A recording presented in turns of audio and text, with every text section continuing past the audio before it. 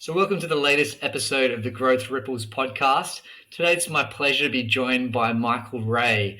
Michael, thanks for coming on to Growth Ripples. No worries, Jan. Thanks for the opportunity.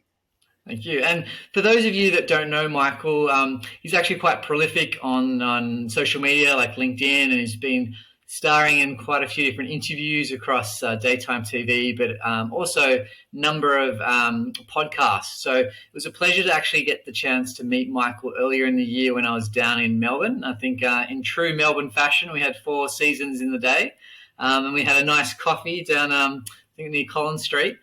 So, Michael, one of the reasons I was really excited to have you on the podcast was your background and the unique perspective that you're giving a number of organisations. For those that, again, people that don't know you out there that are listening or watching, could you maybe give us a quick spiel a bit about your story and why you are so passionate about what you are passionate about? Well, it's a pretty simple story, Jan. I grew up in a heteronormative dad worked, mum ran the house type family, 3 kids, 2 of them turned out okay, and then there was me. They were married all their life, so that family structure and the typical, as I said, heteronormative structure was all I knew. Grew up into a very hyper masculine type world, strength and conditioning coach, bodyguard for pretty much every rock star that came through Melbourne and Australia in the 80s. I was by their side, and getting between Bon Jovi and 16-year-old girls could be a frightening thing. Got to age 49 after living the Peter Pan type life, traveling the world, and suddenly had my daughter. And 2 years after that, or a little bit less than 2 years, became the sole parent of my daughter. And then suddenly the world and all its inequities and outdated gender expectations, assumptions and stereotypes came crashing down when I was barred from assisting my daughter at a backstage at a 4-year-old ballet concert simply because I was a male. Wow. I mean, well, that's just quite a snapshot. So thank you, Michael. And I'd love to kind of do a bit of a deep dive on some of those things. I mean, you touched on coming from quite a heteronormative sort of family and that kind of background.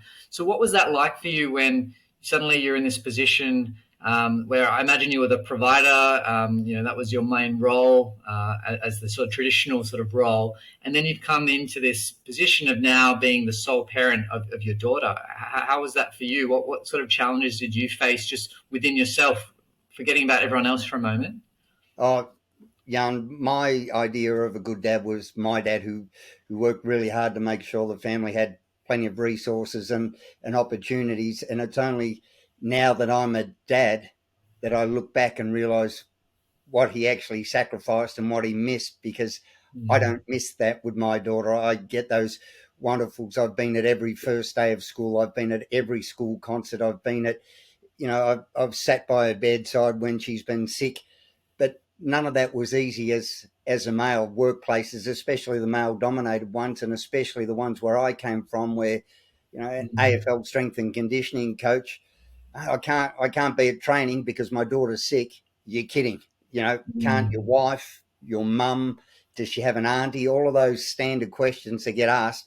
Can't someone who's probably better at it, basically, look after your daughter, and you need to be doing what you need to be doing?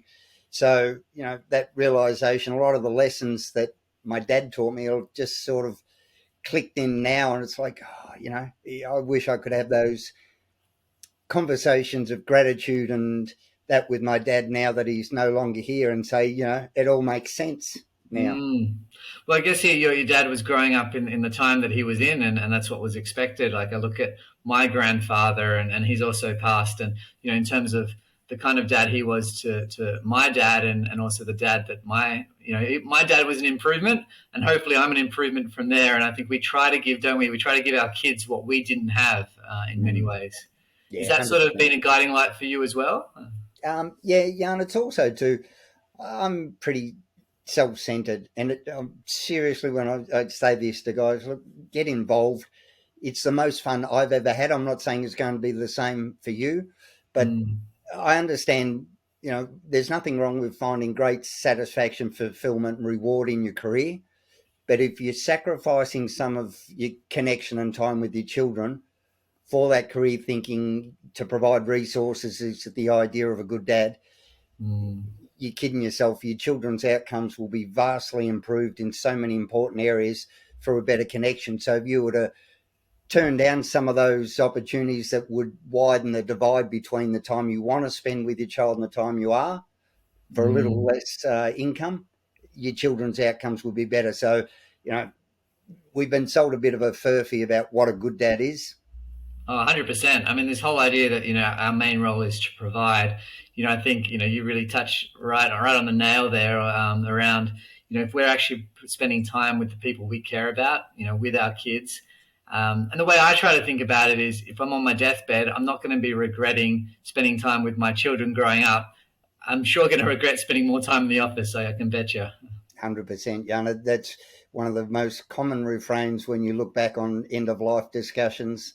And, once you realize, you know what, once we get rid of that, I am awkward. I don't fit in. I am a little bit, you know, square peg in a round hole. So what? And it takes all the power away from it and that acceptance, and you just get used to that awkwardness, and it's who I am. So it's authentic. Yeah, absolutely. I mean, I remember when we caught up for coffee in Melbourne, you were talking a bit about some of the bias and the discrimination that you experience, being that single dad. I wonder if you could just share a little bit about that for those that are listening. Oh, Jana, it's everywhere. As I mentioned earlier, I was barred from assisting my daughter backstage at a ballet concert, and Mm. at that stage, we were going for our marriage equality debate. So Mm. we were arguing for the fact that children should be able to have two mums, two dads. The wonderful diversity of contemporary families needs to be celebrated, not ostracised. And Mm. suddenly here was a dad who wanted to what? Help Yeah. his daughter. And everyone kept saying, oh, but, it's not about you. And that's why I kept trying to explain to them, Jan, it's exactly right. It's not about me. It was about my daughter Yeah. being the only child backstage without a parent by her Mm. side. So she would look around that room and go, with a parent, with a parent, with a parent, and here I am on my own, and not through any bloody mindedness or men's rights, dad's rights perspective. Just my daughter needed someone to be there, and I was the only choice. But if I Mm. wasn't the only choice, and my wife had a high pressure job, could you imagine her having to go to her boss and saying, that big contract, that big stretch project, that big push? Well, I need Mm. 3 hours off on Friday to be at a dress rehearsal. Even though Mm. my husband is the lead parent, I need that time off because he's not enabled to Mm. to do a parenting role. So that was where the awareness clicked in. Like, gee, women's equality, I don't care how hard we fight for it, until dad's fatherhood is spoken about in the same glowing terms as motherhood, until Mm. men are enabled, encouraged, and we move forward with the expectation that we men are equally responsible and way more than capable to raise the next generation. All Mm. of those opportunities for women will be hard to grasp when one hand's still carrying the caring load. So, That's right. Yeah. any wonder women are suffering burnout and all these things we hear. Yeah. We've been abused for using parenting rooms. I've been challenged for taking photos of my daughter at a playground by a couple of women. And then we have people say, oh, but you can sort of understand it. You might have been a perv. And I've gone, yeah, but, Mm. I'm her father. And when my daughter sees this, and then when I say, well, she's actually my daughter, they still don't believe it. Like, a father at a park with a daughter. Oh, that's a bit of a dodgy Mm. story. So, there's those constant things. The first point of contact and the ongoing support hub for new parents in Victoria is still called the Maternal and Child Health Centre. Oh, really? Wow. Okay. Yep. So where does Dad go? We have somewhere between 1 in 7 and 1 in 10 men suffering perinatal mental health challenges. Mm. What a missed opportunity to screen, because if Dad's struggling, the load falls on Mum. If Mum's Mm. struggling, Dad isn't included as an equal co-parent. So Yeah. breastfeeding results are better when Dad's involved and engaged in the whole process.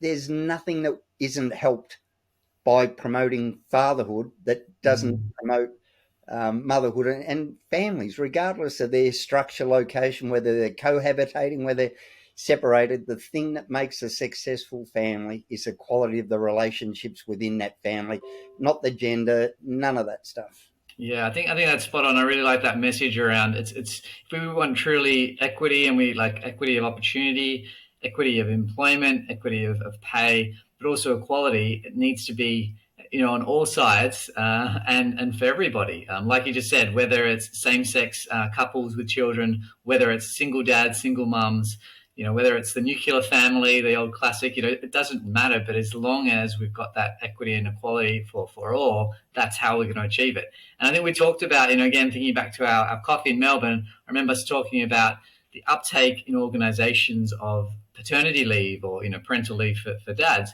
And that's still quite low across a number of organizations. And that's also played out because men are often paid more. And so if there actually is more balance around the opportunities for women and for men, it's going to increase hopefully also the likelihood that men are going to be taking that leave. And if they're encouraged by the culture of their organization, I know this is an area that you work with clients around. I'd love to hear some more about your thoughts on this particular topic. Yeah. Jan, I don't care what organisation you are, culture eats strategy for breakfast. So just having a policy in place and going, great, we've crossed out maternity leave and we've written in parental leave, and it's non-gendered. Either one can take it, and then you go, yep, great.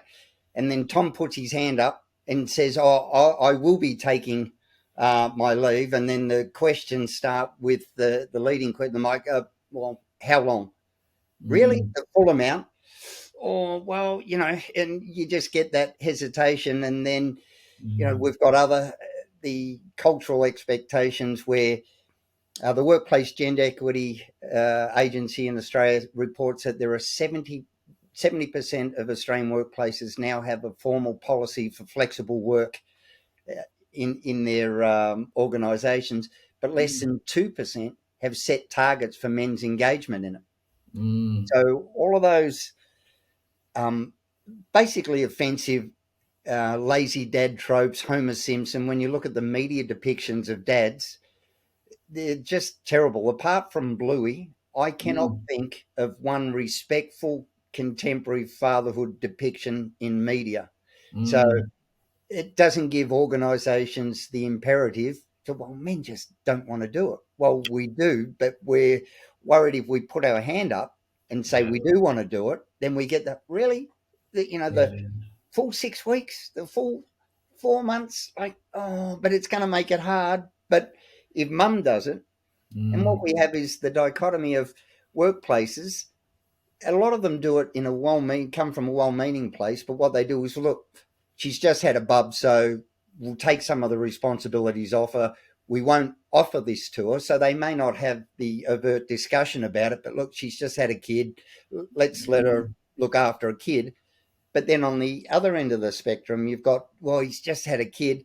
Let's give him a bit more responsibilities, a few more hours, so he can bring home a bit bigger pay packet and make him a better dad. So we get that mm, pulling apart where we get mums getting less because they want to help them be a good mum, and we get dads getting more in the workplace because of that old outdated breadwinner thing. Well, a good mm, dad provides resources, and it might just be a percentage here and a percentage there, but when you add it all up together, and it just pulls them apart, and it doesn't matter how well meaning that supportive one. And if we had that same, mate, he's just had a kid, let's let him spend time, let's get him engaged, mm. involved and bonded with that kid, especially those first few weeks. That can set the tone and trajectory for parental involvement roles going forward, because I come home, mum's been home with Bub cries, let me do it. I can't settle it. No, that doesn't work anymore. You know how quickly your kids change. 1 week, yep, Yeah, oh, I'm the master. This works. Suddenly it doesn't work. But then yeah. it's not working. Mum takes Bub back again, go, no, look, do it this way. Okay. Mm, Then suddenly we've just assumed the role of the assistant. There's more load on mum because, we're mm, doing our best. And then we become a little bit discouraged because, again, we've grown up in that zeitgeist of only a mother's love, mother knows best, maternal instinct. It's just natural. Mothers, they just know, which puts immense pressure on women who are struggling with the normal frustrations and challenges of yeah. raising an infant. because I know through, hours and hours of sitting in the hallway at ballet class, speaking to mums, they know as little as what we do. When they don't come with an instruction book, but we blokes are consciously and conspicuously incompetent, and we don't mind asking for help, and we get it offered. A lot of times, Mm, mums are hesitant to ask because if they do, well, you might be seen as somehow flawed as a woman, or mm, it's mm. meant to be easy, and I should be able to do it. I must be doing something wrong. It's on me. Whereas dad, Absolutely. I'm scot free as long as I don't drop bub more than once or twice a day. Oh, Yeah. I'm the best dad in the world. Yeah, I mean these double standards that you speak of. I mean, it's on all sides, isn't it? Like all parts of the gender. In terms of the pressures for women, like you talked about, and the perinatal depression. But also, what I love that you touched on there is, as well as that growing awareness about dads can also have depression after a child is born. All the pressure that's been put on both parents when they're born, regardless of gender, regardless of the setup of the family, and we need to recognize that and make sure there's supports for everybody. There's no one benefits from these outdated models and these outdated examples that you talked about in the media. I mean, I think it's just so prolific. And I was even just thinking the other day, my son was not well, needed to be sent home, and what did they do? Straight away, they called my wife. They couldn't get hold of her, and it wasn't until much later that I got a call. And it's this thing where we co-parent. We very much do exactly that. We try to do 50-50 where we can. But that whole double standard is just like so prolific. How do you help organizations make that transition? Because I know you've worked particularly in very male dominated companies. You've come in to help try to increase the degree of flexibility offered not just to women but to men as well. How do you help convince organizations and leaders that this is important stuff? The main thing is speaking to their workforce. That's why I say to them, you've got to realise a lot of the times they're scared to speak up. Men's careers are important to them, not for the career's sake, but because of having to provide the resources. So Mm.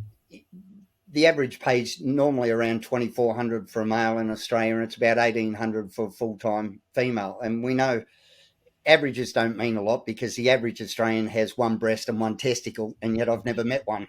But when we look at it and we go, well, if Bub's going to be home for 2 weeks, if Dad Mm, takes time off, there's a $1,200 income deficit into the household that's just gone. So a lot of the times mums go, well, it's not ideal, but if we're going to minimise the impact of one of us having to take time off, income mm, wise, there's less for me. My career will suffer, but the immediacy of the situation requires that now. And we go, mum's career may be stagnated because, again, mum the same as dad, exactly the same. She's not as committed. She's not as reliable. We can't, depend 100% because she keeps getting pulled away. So what we really need to do is not make it for mums, because the overwhelming majority of what we call equality initiatives were conceived and drafted in a time when women were seen as the carers. So it was, how can we enable women to still care and provide opportunities outside of the home? And mm, if we go right back to Ruth Bader Ginsburg, one of my heroes, let's not forget her first discrimination case, argued, Moritz versus the IRS, was for a male to receive a carer's allowance because mm, males weren't considered as eligible for the carers because he wanted to look after his mum. So mm, that's how mm, far it's been going. When we talk about the undervalued, unpaid nature of caring, men are entitled to 2 weeks at minimum pay, mm, $814 a week, I think it is currently in Australia. That's how much dads value to nurturing and raising next generation. This mm, Australian government says that's what dad's input is worth to the kids. We'll give him, $1,600 in total in a couple of weeks to bond with his child and become comfortable and feel capable and competent going forward mm, to be 100% responsible, because guess what, mum's still at home at that time, so we've got the guardrails on. It won't be a complete disaster because mum and dad are there.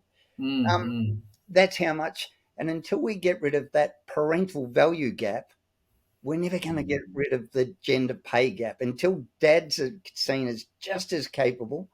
And we know now through there's just a deluge of current reports coming out about the unique benefits that an involved, engaged, and present dads provide to their children. As I said, in so many educational, psychological, social, behavioural.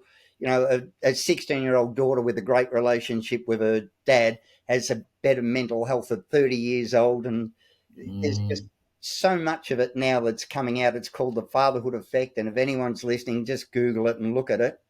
Until we get that, dad, mum, step, adoptive, foster, grandparents, caring mm, for elderly parents, caring, whatever it is, it's got to be across the board. I don't care if it's a sick pet. Workplaces need to be able to accommodate their workforce outside, because until now, mm. workplaces have dictated, you know, and controlled the roles and dynamics within our family when it should be the other way around. We saw how much we could embrace change during COVID, and now you're telling me, the silly thing is, you know, we've got 2 days off in Victoria. We've got one for a horse race and one for a grand final, and yet if I lose a loved one, I get 2 days Mm. compassionate leave.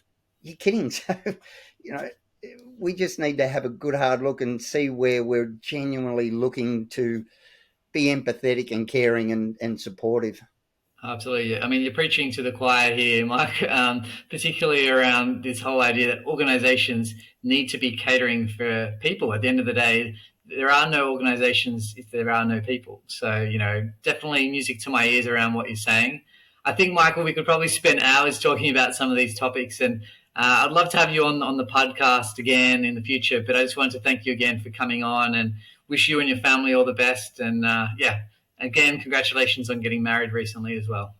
Thanks so much, Jan, and I'm glad I could introduce you to proper coffee as a Sydney soda.